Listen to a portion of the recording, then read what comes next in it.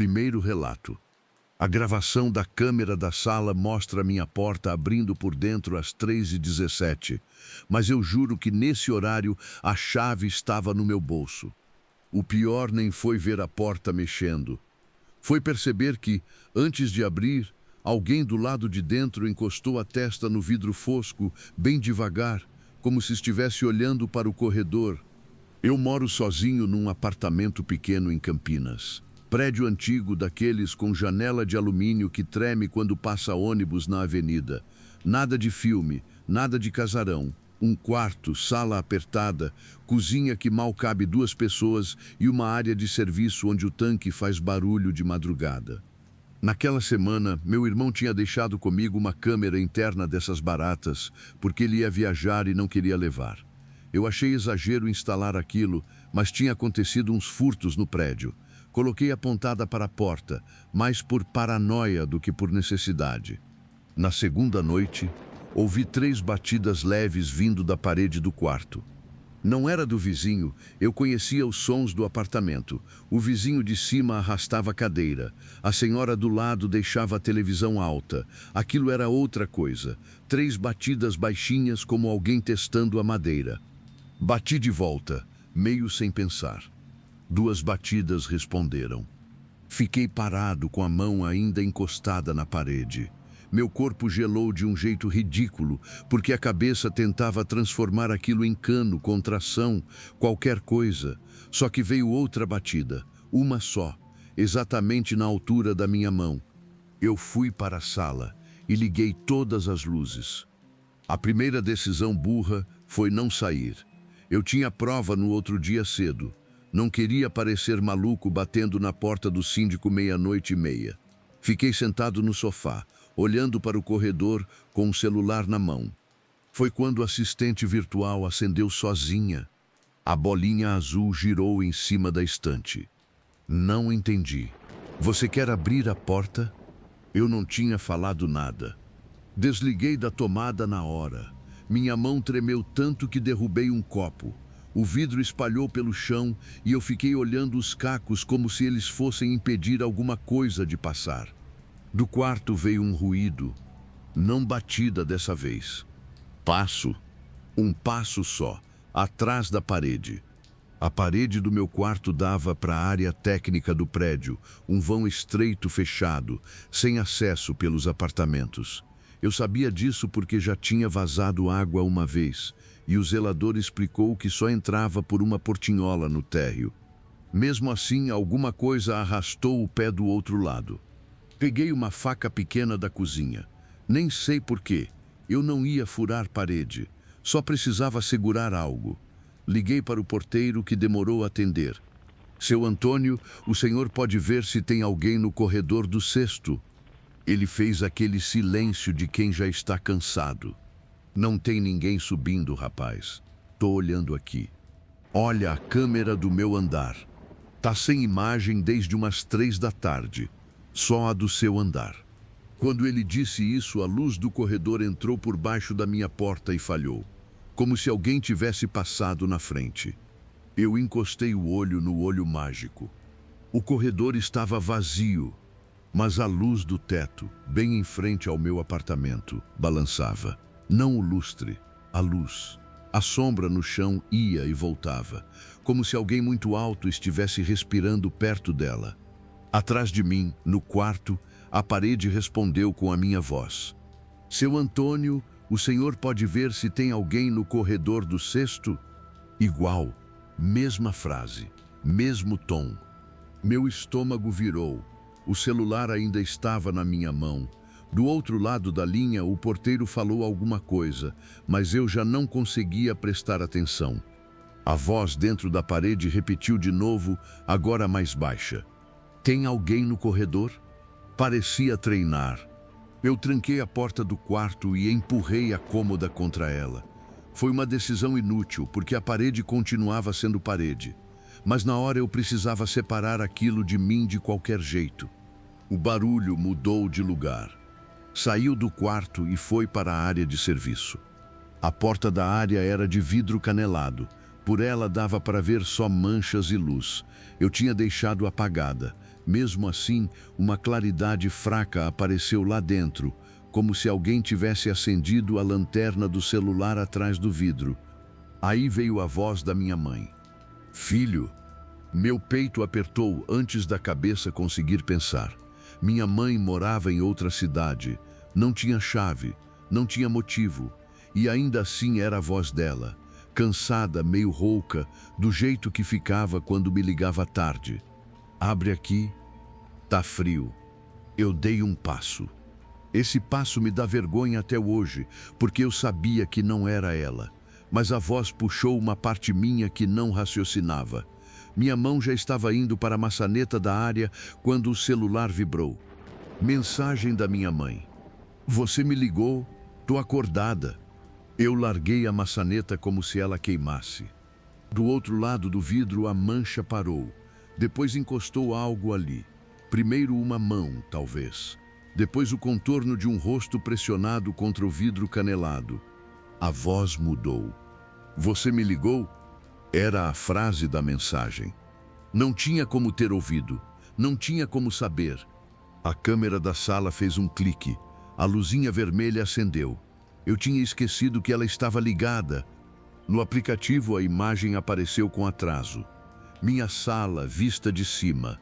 Eu no canto da cozinha segurando o celular. A porta de entrada atrás de mim fechada.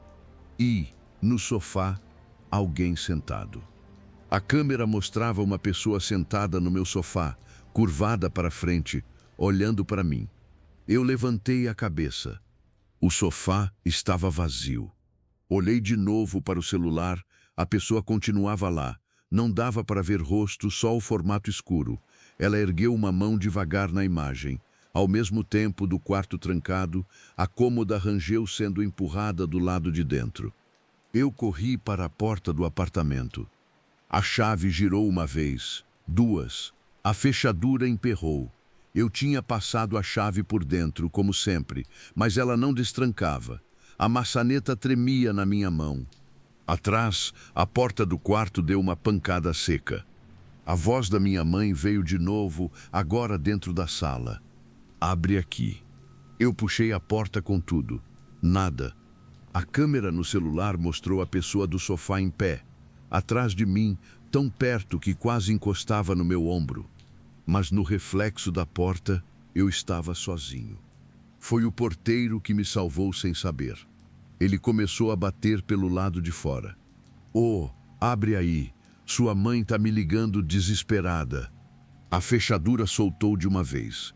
Eu caí no corredor, quase em cima dele.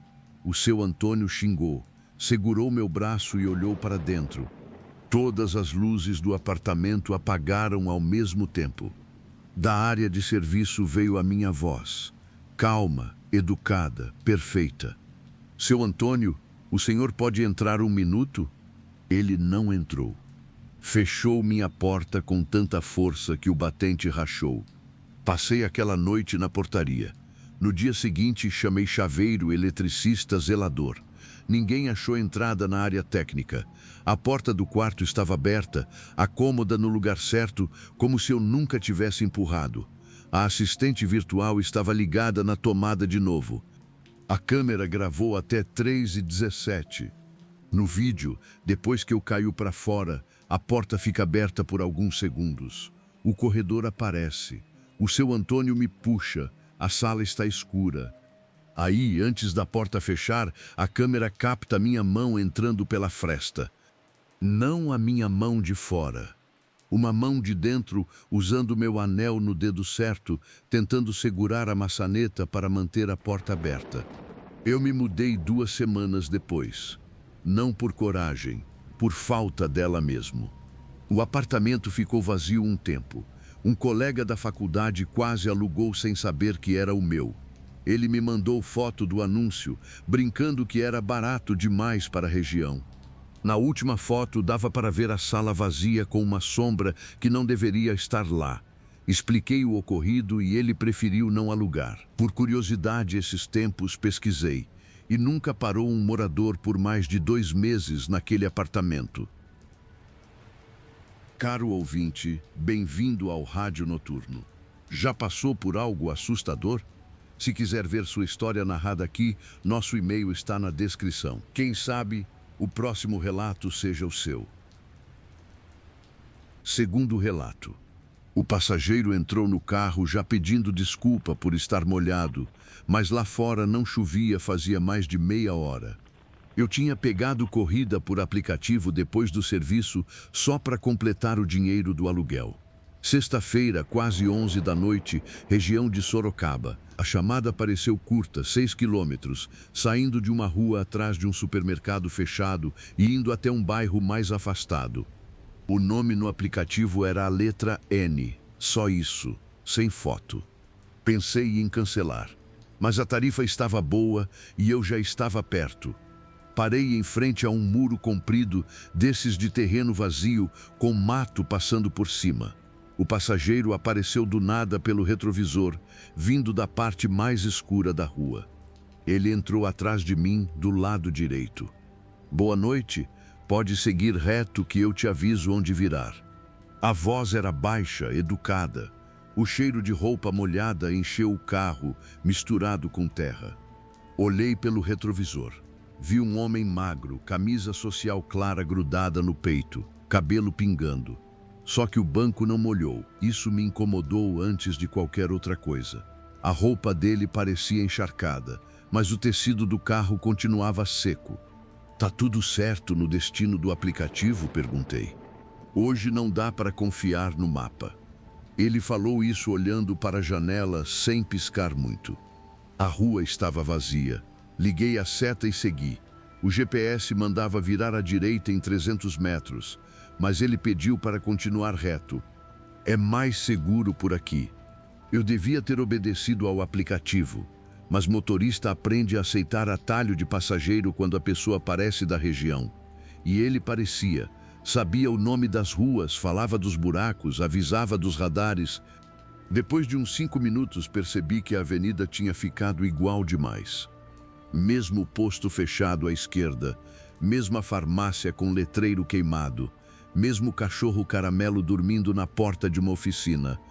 Pensei que eu tinha dado volta sem notar. O GPS recalculava sem parar.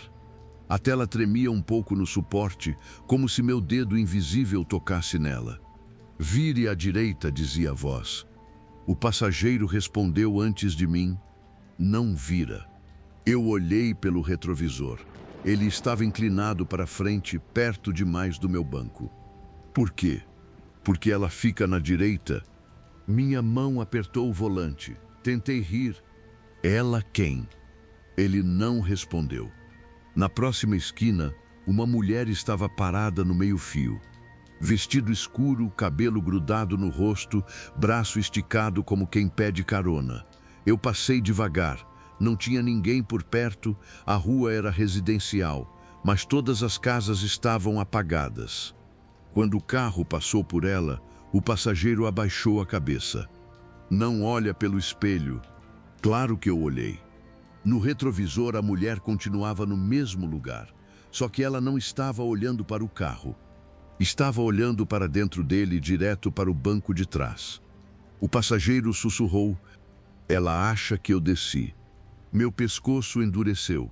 A vontade foi parar ali mesmo e mandar ele sair. Mas o medo fez o contrário. Acelerei. O aplicativo apitou. Corrida cancelada. A tela ficou preta por um segundo e voltou com uma mensagem que eu nunca tinha visto. Continue até o desembarque. Você cancelou? Perguntei. Eu não tenho mais celular. A frase veio simples, quase sem emoção. O carro ficou pequeno. Eu tentei ligar para minha esposa, mas o sinal caiu. O passageiro percebeu. Eu vi pelo reflexo do vidro. Ele não olhava para mim, mas a cabeça virava um pouco cada vez que eu mexia no celular. A avenida voltou ao mesmo posto fechado. A mesma farmácia. O mesmo cachorro, agora em pé. Na terceira vez, ele estava no meio da rua, olhando para o banco de trás. Não latiu. Só recuou quando o carro chegou perto, com o rabo baixo. Moço, falei, e minha voz saiu mais fina do que eu queria. Eu vou encerrar a corrida aqui. Se parar antes, ela entra. Pisei no freio mesmo assim. As travas das portas dispararam sozinhas, todas ao mesmo tempo. O painel piscou. O rádio, que eu nem estava usando, começou a chiar. No chiado, uma voz de mulher disse meu nome completo. Não o nome do aplicativo. Completo. Depois falou o nome da minha filha. Meu pé saiu do freio. O passageiro se inclinou mais. Agora ela sabe que você ouviu. A mulher apareceu na esquina seguinte, de novo. Dessa vez não estava pedindo carona. Estava de costas para nós, no meio da pista. O vestido balançava sem vento. Eu desviei para a contramão.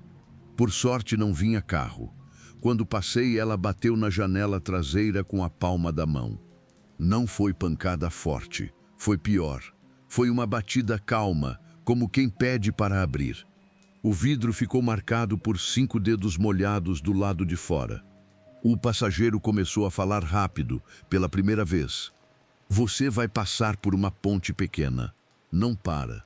Mesmo que veja água na pista, não para. Eu errei porque parei. Que ponte? Você vai ver. O bairro mudou. As casas sumiram e entrou uma estradinha com mato alto dos 2 lados.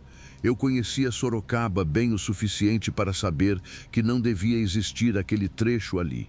A cidade tinha ficado para trás sem transição.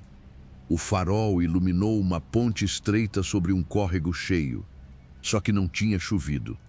A água cobria metade da pista, brilhando escura. Meu primeiro impulso foi frear. O carro não ia passar sem risco. Eu pensei no motor, no seguro, em ficar preso. Coisa idiota, prática, de quem ainda quer acreditar que o problema é mecânico. Então ouvi a voz da minha filha no banco de trás. Pai, abre. Meu corpo quase obedeceu. A mão foi para o botão da trava antes de eu pensar. A voz veio do lado esquerdo, bem atrás do meu ouvido, pequena, chorosa, igual quando ela tinha pesadelo. Pai, por favor. O passageiro agarrou meu ombro. A mão dele estava gelada de um jeito que doeu. Não é sua menina. A mulher apareceu no para-brisa, não na frente do carro, no vidro refletida por dentro, como se estivesse sentada entre nós dois no banco traseiro. O rosto dela ficava fora do ângulo, coberto pelo cabelo, mas a boca abriu perto do meu ouvido. Ele prometeu me levar. Eu gritei e acelerei. O carro entrou na água, o motor engasgou, a direção puxou para a direita. Por um segundo achei que a gente ia cair. A água bateu nas portas e subiu pelo capô, mas o carro continuou. O passageiro repetia não para, como oração. No meio da ponte, a porta traseira direita abriu um palmo. Eu vi pelo retrovisor. O passageiro segurava a maçaneta por dentro com as 2 mãos. Do lado de fora, dedos compridos puxavam a porta, devagar, sem pressa. O alarme do carro disparou. Eu pisei fundo. A porta fechou com uma pancada quando saímos da ponte. A estrada virou asfalto comum de novo. Luzes de posto apareceram à frente. Um posto de verdade aberto, com caminhoneiro tomando café e frentista lavando para-brisa. Encostei torto na bomba. Quando olhei para trás, o banco estava vazio. Seco. Sem passageiro. A corrida tinha sumido do histórico, não cancelada. Sumido. O frentista veio perguntar se estava tudo bem. Eu ainda tremia. Falei qualquer coisa sobre quase ter perdido o controle na ponte. Ele olhou para a traseira do carro e ficou sério. Você veio pela baixada? Que baixada? Ele apontou para a porta traseira direita. No vidro, a marca da mão molhada continuava lá, mas agora pelo lado de dentro. Pedi para ele jogar água. Esfregou com pano, detergente até álcool. A marca não saiu. Sumiu sozinha 3 dias depois, na frente da escola da minha filha, quando ela entrou no carro e perguntou por que o banco de trás estava cheirando a rio. Eu parei de dirigir à noite. É como se aquilo não tivesse acontecido. Não há registros no aplicativo, mas eu passei por aquilo. Tinha um passageiro no carro, eu vi aquela mulher. Minha esposa disse que era estresse. Mas não era. Eu sei o que passei naquela noite.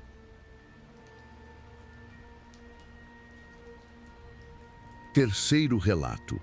A câmera da doca mostrava eu fazendo a ronda 10 minutos antes de eu chegar lá. Trabalhei 6 meses como vigia noturno em um centro de distribuição perto de Contagem. Galpão enorme, cheio de prateleira, empilhadeira parada e corredor que parece maior de madrugada. Eu ficava na guarita, fazia ronda de hora em hora e marcava os pontos no aparelho.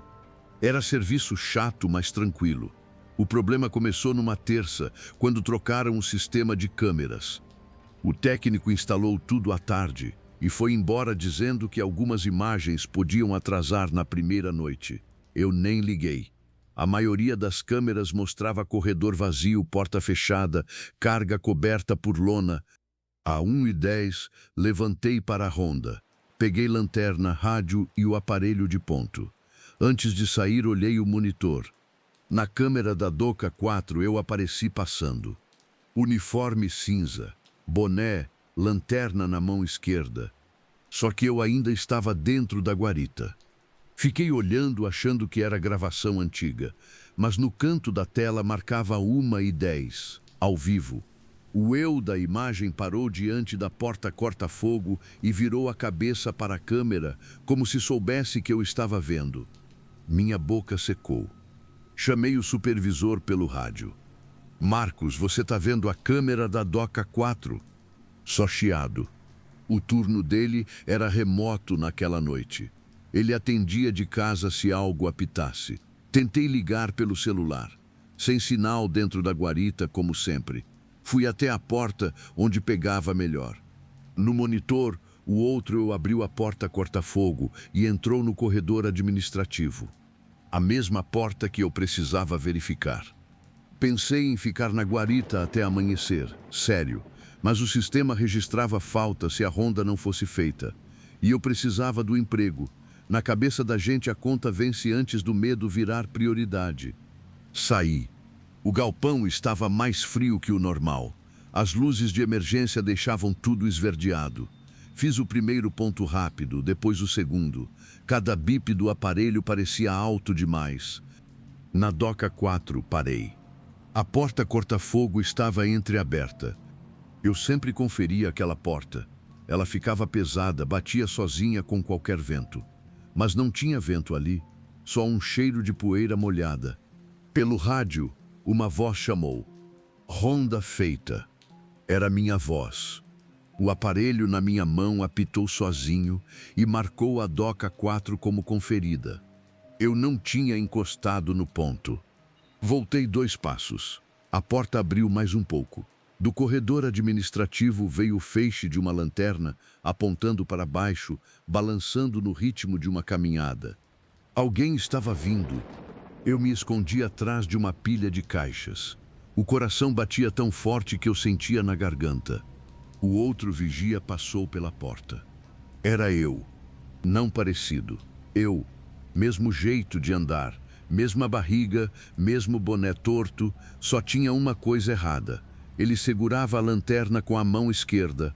Eu sou destro e estava com a lanterna na direita.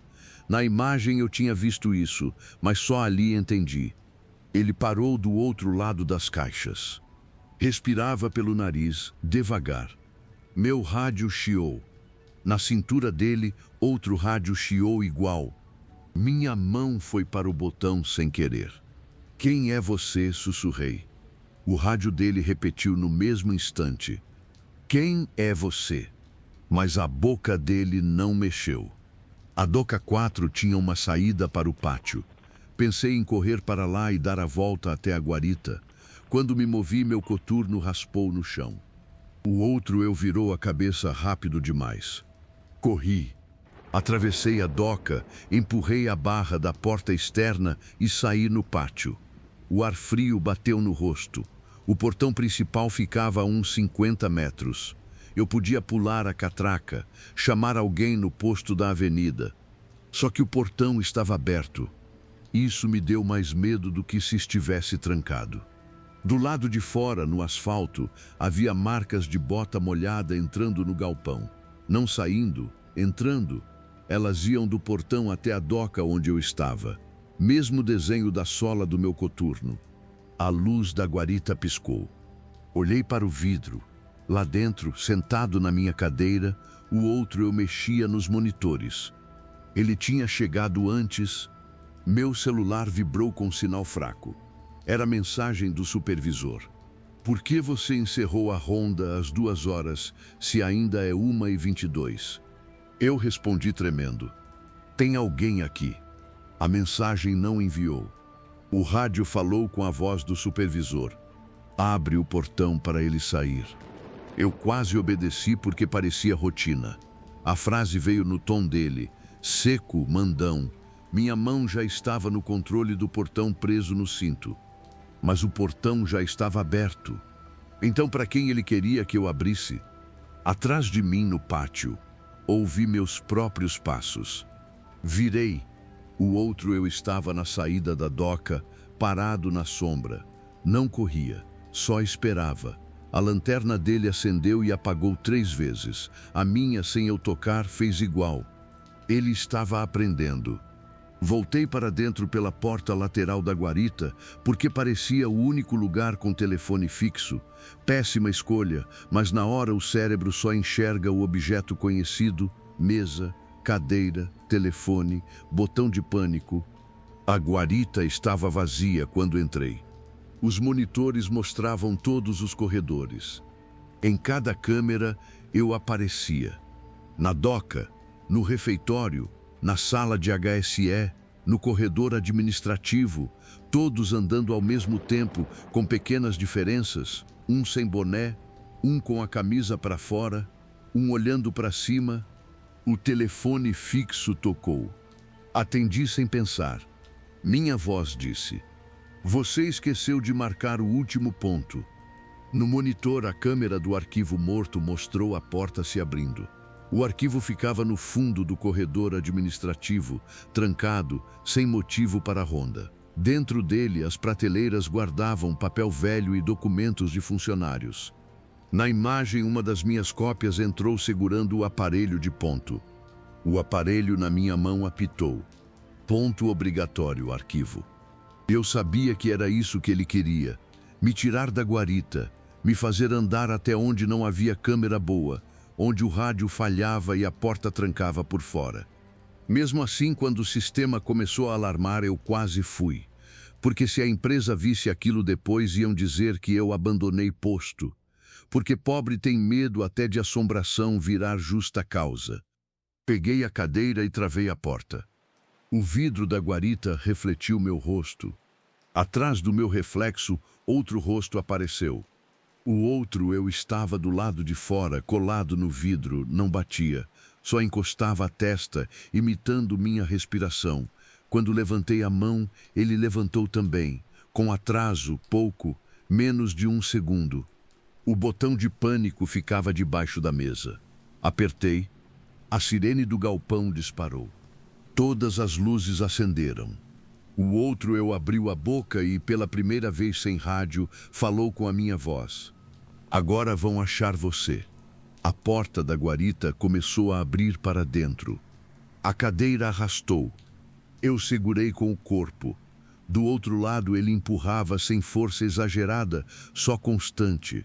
Igual alguém tentando entrar em casa sem fazer escândalo. Minha mão escorregava de suor. O vidro tremia. Então vieram faróis no portão. A viatura da ronda terceirizada entrou buzinando. 2 caras desceram. Quando olharam para a guarita, a pressão na porta sumiu. Caí no chão. Não havia ninguém do lado de fora. Os seguranças me encontraram branco, com o uniforme rasgado no ombro, sem saber explicar. O supervisor chegou meia hora depois, irritado, até ver as câmeras. A gravação daquela noite não mostrou cópias andando por todo lado. Mostrou só a guarita vazia. Da 1h10 a 1h48, segundo o vídeo, eu não apareci em lugar nenhum. Pedi demissão no dia seguinte. Sinceridade, não sei o que era aquilo ou aquela coisa. Parecia estar brincando comigo. Alguns dizem que eu não estava bem naquela noite, passei mal, vi coisas.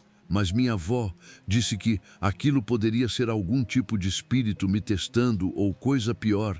Ela diz que antigamente falava-se em um tipo de metamorfo, uma coisa antiga que copiava pessoas. Se você curte esse tipo de relato, segue o canal e deixa o seu like. E depois me conta nos comentários de onde você é e que horas está ouvindo isso. Agora, respira fundo, porque o próximo relato é ainda pior. Quarto relato. O quarto ao lado do meu tinha gente tomando banho havia 20 minutos, só que a recepcionista garantiu que aquele andar estava vazio.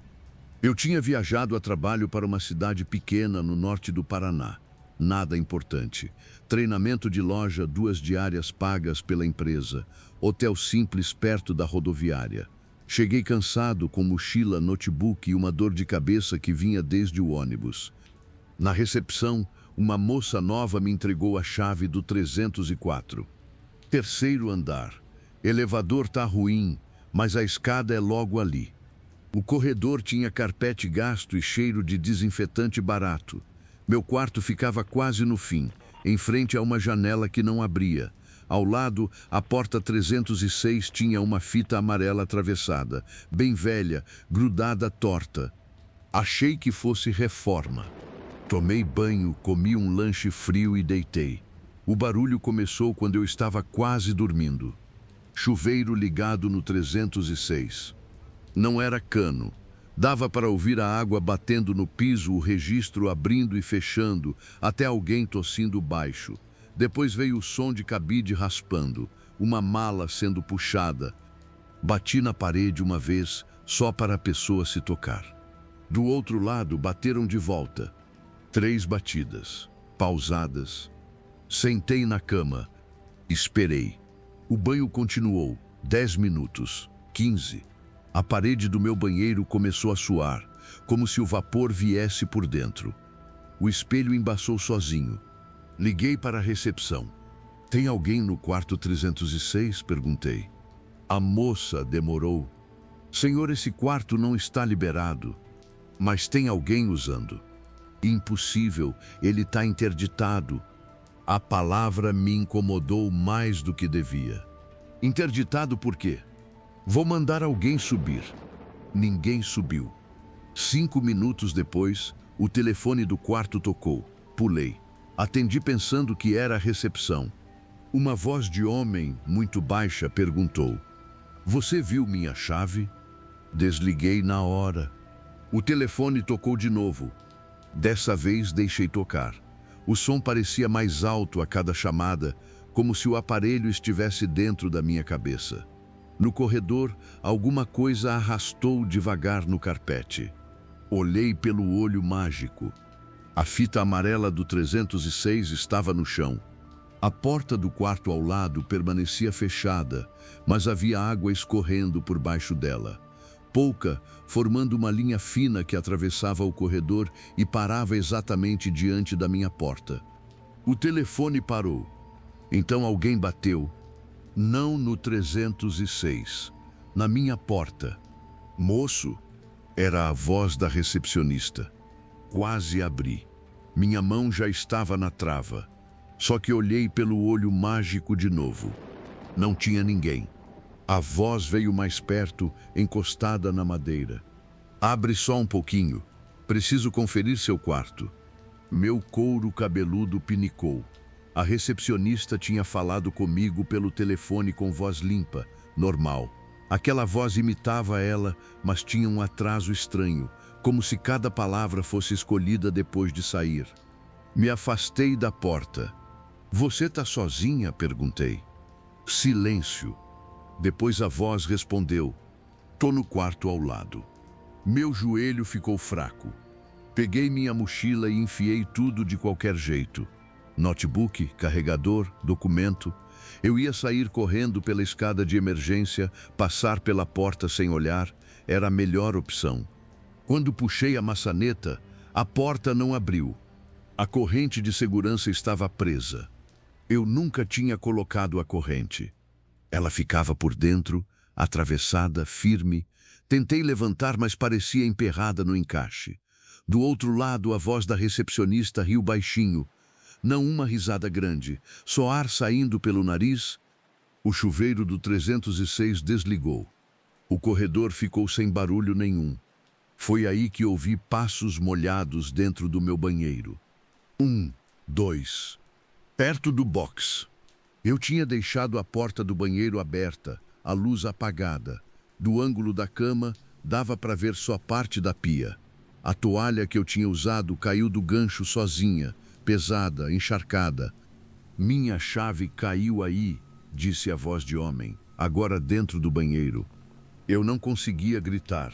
Minha garganta travou. A janela do quarto era basculante, pequena demais para passar. Liguei para a recepção pelo celular. Sem sinal.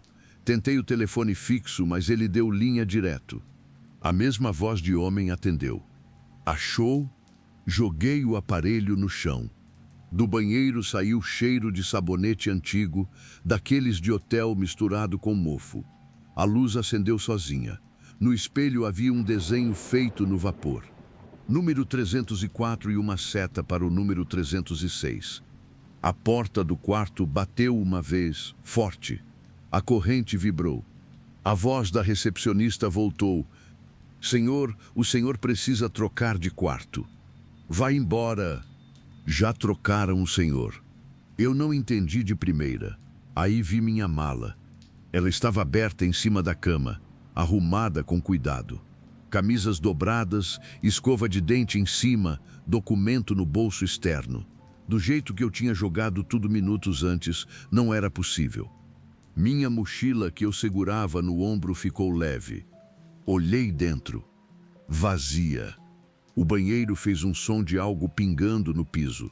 Na soleira apareceu uma chave de hotel. Chave antiga, de metal, com plaquinha oval. 306. Eu não tinha visto aquilo antes.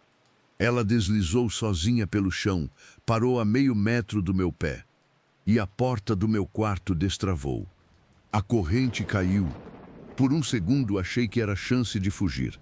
Corri para a porta, mas quando abri, o corredor não era mais o do terceiro andar. O carpete estava novo, as luzes eram amareladas, a fita amarela não existia. E na porta ao lado, o número 306 brilhava limpo, como quarto ocupado. Lá dentro, alguém girou a maçaneta. Eu quase entrei.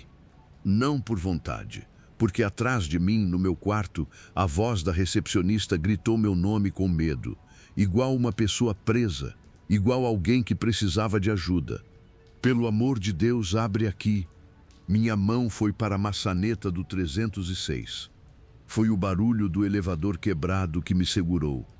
Lá no fim do corredor, o elevador abriu as portas com um tranco, mesmo estando fora de uso. Dentro, apareceu um senhor de uniforme azul, carrinho de manutenção na frente. Ele me viu e arregalou os olhos. Não entra aí. A voz dele era de gente viva, cansada, assustada, com raiva. Corri até ele sem pensar. Entrei no elevador, ele apertou o térreo. As portas fecharam enquanto uma mão molhada saiu do 306 e ficou segurando o batente. Não vi rosto, só a mão, branca demais, com uma chave entre os dedos. O elevador desceu tremendo. O senhor não falou nada até a recepção. Lá embaixo a moça estava de pé, pálida. Disse que tinha mandado o funcionário subir assim que a ligação caiu. Eu falei do telefone, do banho, da chave. Ela chorou antes de responder. O quarto 306 tinha sido fechado fazia anos, depois de uma infiltração que ninguém resolvia. Não me contou mais. O funcionário fez sinal para ela calar a boca. Minha empresa me trocou de hotel naquela mesma madrugada. Voltei de ônibus no outro dia sem dormir. Minha mochila apareceu na portaria uma semana depois, enviada por transportadora. Dentro estavam minhas coisas. Só faltava o carregador do notebook. No bolso pequeno, encontrei a chave antiga do 306. A plaquinha de metal estava fria e ainda úmida. Dias depois entendi que era algo com aquela chave. Aquilo ou aquela coisa estava na minha casa. levou alguns dias para começar a se manifestar. O que aconteceu na minha casa, prefiro não relatar, mas posso dizer que hoje está tudo bem. Mas cuidado com objetos antigos, tem coisas que os acompanham.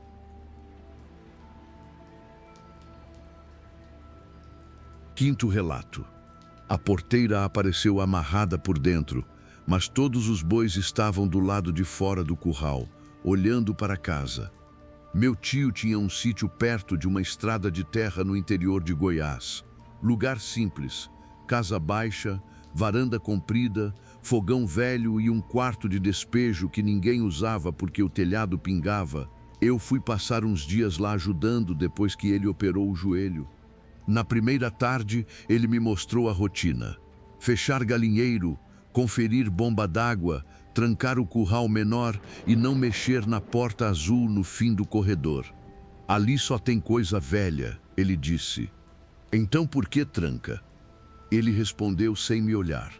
Porque coisa velha também acostuma com lugar. Achei frase de velho dessas que a gente não discute. Na segunda noite caiu uma chuva grossa.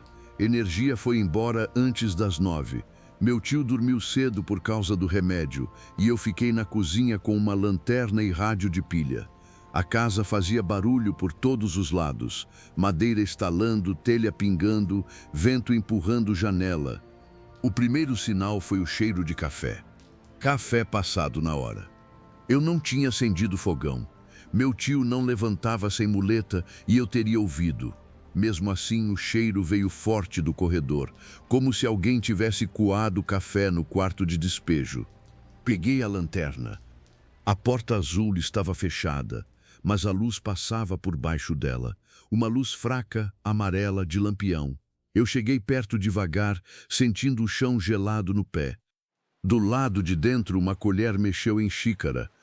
Um barulho de 3 voltas. Depois uma voz de mulher falou. Ele não devia ter trazido o rapaz novo. A voz era velha, rouca, mas firme. A mão suou na lanterna. Voltei para o quarto do meu tio e sacudi o ombro dele. Tio, tem alguém no quarto do fundo. Ele acordou assustado. Quando falei da voz, ele ficou sentado na cama sem piscar. Você respondeu? Não, não responde. Foi só isso. A chuva aumentou. Ele levantou com dificuldade, pegou a espingarda sem munição que mantinha mais por costume e pediu para eu ficar atrás. Não era para atirar em ninguém. Era para ele ter coragem, eu acho. Quando chegamos ao corredor, a luz sob a porta tinha apagado. Meu tio encostou a mão na tranca. De dentro veio a voz de novo. Joaquim, manda ele abrir. Meu tio se afastou como se tivesse levado um empurrão. Joaquim era o nome dele, quase ninguém chamava assim. Para mim sempre foi tio Kim. Quem é? Perguntei baixo. Ele me olhou com raiva e medo. Fica quieto. A porta azul começou a respirar. Não sei explicar melhor. A madeira inflava e voltava bem pouco, como se o quarto puxasse ar por dentro. A tranca tremia no ritmo. Do lado de fora, no terreiro, os bois mugiram todos ao mesmo tempo. Meu tio decidiu ir até o curral. Disse que animal pressente cobra, cerca caída, ladrão. Qualquer explicação servia para sair daquele corredor. A gente abriu a porta da cozinha e a chuva entrou de lado. O quintal era só lama. A lanterna mostrava riscos de água e nada além. Os bois estavam fora do curral. Todos juntos, parados perto da porteira, olhando para a casa. Nenhum comia, nenhum se mexia. E a porteira estava fechada, amarrada com nó de dentro. Eu amarrei por fora, falei. Meu tio não respondeu. No barro entre o curral e a varanda havia pegadas pequenas, pé descalço. Iam da porteira até a casa. Só ida, nenhuma volta. A porta da cozinha bateu atrás da gente. Trancou. Meu tio xingou e tentou abrir. A chave estava do lado de dentro, sobre a mesa. Eu conseguia ver pelo vidro da janelinha. Ao lado da chave agora havia uma xícara de café fumegando. Dentro da nossa casa, com a porta trancada. Meu tio começou a tremer. Não sei se de frio ou de medo. A chuva encharcou a camisa dele em segundos. Ele mandou eu ir pela janela do quarto dele, que às vezes ficava só no trinco. Demos a volta pela lateral da casa. A janela estava aberta. Isso devia ser bom. Não foi. Do quarto escuro veio a voz da mulher bem perto. Entra, menino. Ele está cansado. Eu quase entrei porque a chuva cegava, porque meu tio estava mancando, porque a janela parecia saída. Coloquei uma mão no parapeito. Meu tio bateu no meu braço com tanta força que a lanterna caiu na lama. Ela quer convite. A frase atravessou a chuva. Convite. O risco ficou claro de um jeito simples. Se eu entrasse por onde ela chamava, talvez quem saísse depois não fosse eu. Ou talvez ela saísse junto. Não precisei entender mais que isso. A janela fechou sozinha. Do lado de dentro, alguém passou a mão no vidro embaçado e desenhou um círculo, depois outro. 2 olhos.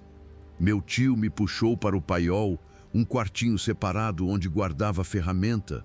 Entramos, empurramos um saco de ração contra a porta e ficamos no escuro, ouvindo a chuva bater no telhado de zinco. Por alguns minutos, nada. Então alguém bateu no paiol. Batida leve, educada. Joaquim. Meu tio tampou a própria boca com a mão. A voz ficou mais jovem. Kim, abre, sou eu. Ele fechou os olhos. Eu nunca tinha visto um adulto fazer tanta força para não chorar. Depois entendi. Era a voz da minha avó, mãe dele, que tinha morrido antes de eu nascer. A maçaneta do paiol girou. Não devia girar por fora. Era ferrolho interno. O saco de ração rangeu. Meu tio sussurrou.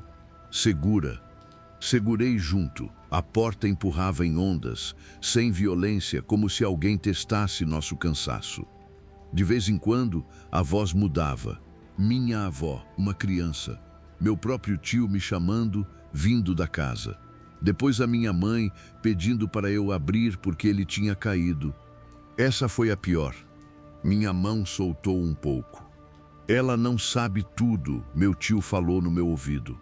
Ela só pega o que você traz na cabeça. Aquilo me deu mais medo, porque eu tinha trazido muita coisa. A pressão parou de repente. O silêncio ficou pesado, só a chuva. Aí ouvimos a porta azul abrir dentro da casa. Mesmo do paiol, deu para ouvir. Um rangido comprido conhecido. Depois passos no corredor. Passos lentos, secos, sem lama. A coisa estava dentro do lugar seguro. Não precisava mais que a gente abrisse a casa. Ela tinha saído do quarto. A janela da cozinha acendeu com luz de lampião. Pela fresta do paiol, vi uma sombra atravessar a varanda. Baixa, torta, usando um pano na cabeça. Não andava como fantasma de filme. Andava como uma pessoa velha procurando algo que deixou cair. Parou diante do paiol. Eu prendi a respiração. Meu tio também. A sombra encostou o rosto na madeira. Rapaz novo sempre responde, ela disse, quase carinhosa. Minha mão foi de novo para o ferrolho, não por vontade, por impulso. Como se uma parte de mim quisesse acabar logo com aquilo, abrir e pedir desculpa. Meu tio percebeu e mordeu o próprio punho para não fazer barulho enquanto segurava meu braço. A coisa riu baixinho. Depois se afastou. Quando amanheceu, a chuva tinha virado garoa. A porta do paiol abriu fácil, a casa estava destrancada, a chave na mesa seca, a xícara de café vazia. A porta azul estava fechada, mas não trancada. Meu tio ficou olhando para ela por muito tempo. Depois pegou martelo, prego e uma tábua grossa. Não abriu para conferir. Só pregou por fora uma tábua atravessada, depois outra. No curral, todos os bois estavam de volta para dentro. A porteira continuava amarrada pelo lado de dentro. No barro da varanda havia pegadas pequenas indo até a porta azul. Dessa vez elas voltavam também. Meu tio vendeu parte do gado naquele ano e nunca mais deixou visita dormir na casa.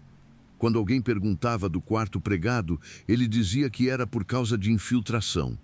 Antes de morrer, me entregou uma chave antiga enrolada num pano. Se um dia derrubarem aquela casa, ele falou, joga isso em água corrente. A casa continua de pé, meu primo que herdou mora fora do país. E eu continuo com a chave. Eu sei o que passamos naquela noite e o que tem naquele lugar. Você ouviu o Rádio Noturno e eu agradeço por não ter me deixado sozinho nessa madrugada. Se esses relatos te prenderam até aqui, segue o canal, deixa o seu like e volta para mais histórias. Sempre há outra esperando por você.